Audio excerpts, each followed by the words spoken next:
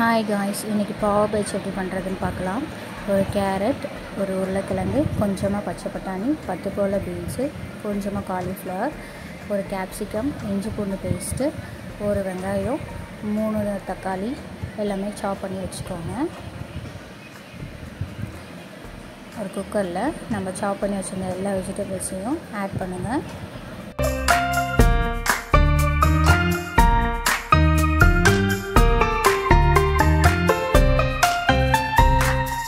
இந்த வெஜிடபிள்ஸ்லாம் முழுகிற அளவுக்கு தண்ணி சேர்த்துக்கோங்க. குக்கர் க்ளோஸ் பண்ணி 4 விசில் விட்டுக்கோங்க. நெக்ஸ்ட்டு ஒரு வானலில் பட்டர் சேர்த்துக்கோங்க. பட்டர் மெல்ட் ஆனதும் 1 ஸ்பூன் ஜீரகம் சேர்த்துக்கோங்க. நல்லா மிக்ஸ் பண்ணி விடுங்க. ஜீரகம் பொரிஞ்சு வந்ததும் நம்ம கட் பண்ணி வச்சுருந்த ஆனியன் சேர்த்துக்கோங்க. ஆனியன் வந்து ப்ரௌனிஷாக மாறுற அளவுக்கு நல்லா வதக்கி விட்டுக்கோங்க.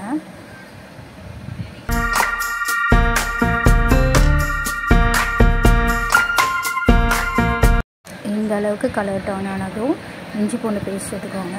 இஞ்சி பூண்டு பேஸ்ட்டோட பச்சை வாசனை போகிற அளவுக்கு வதக்கி விட்டுக்கோங்க. இப்போது மசாலாஸ்லாம் ஆட் பண்ணலாம். கொஞ்சமாக மஞ்சள்தூள், மிளகாய்த்தூள் காரத்துக்கு ஏற்ற மாதிரி சேர்த்துக்கோங்க.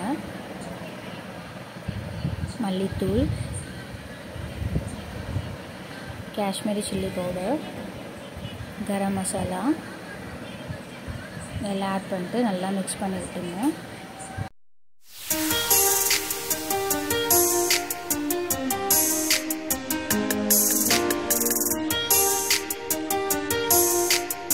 இப்போ நல்லா மிக்ஸ் ஆகிடுச்சு. இப்போது நறுக்கி வச்சுருந்த தக்காளியெலாம் சேர்த்துக்கோங்க. தக்காளி வந்து நல்லா ஜூஸியாக ஆகணும், அந்த அளவுக்கு வதக்கி விடுங்க.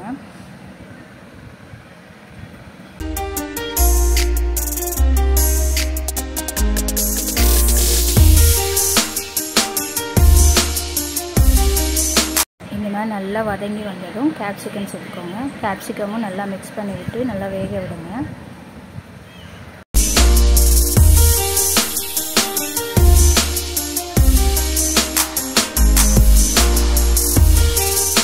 இப்போ குக்கரில் ப்ரெஷர் குறைஞ்சதும் இந்த வெஜிடபிள்ஸ்லாம் நல்லா ஸ்மாஷ் பண்ணி விட்டுக்கோங்க.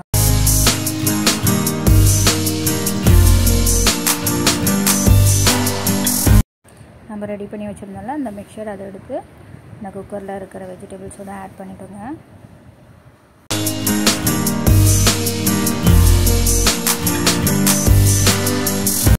நல்லா மிக்ஸ் பண்ணி விட்டு கொஞ்சம் கொதிக்க விடுங்க. கொஞ்சமாக சால்ட் சேர்த்துக்கோங்க. ஏன்னா அந்த பன்லேயே நமக்கு வந்துட்டு சால்ட் இருக்கும், சால்ட் டேஸ்ட்டு. பாவ் பஜ்ஜி பன் எடுத்து சென்டராக கட் பண்ணி விட்டுக்கோங்க. அப்போ தான் அதில் ஸ்டஃப் பண்ணி நம்ம சாப்பிட்றதுக்கு நல்லாயிருக்கும்.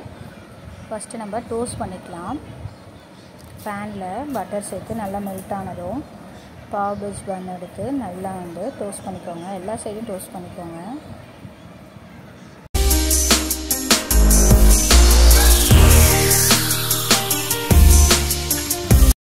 அவ்வளோதாங்க, சுவையான பாவ் பஜ்ஜி ரெடி ஆகிடுச்சு.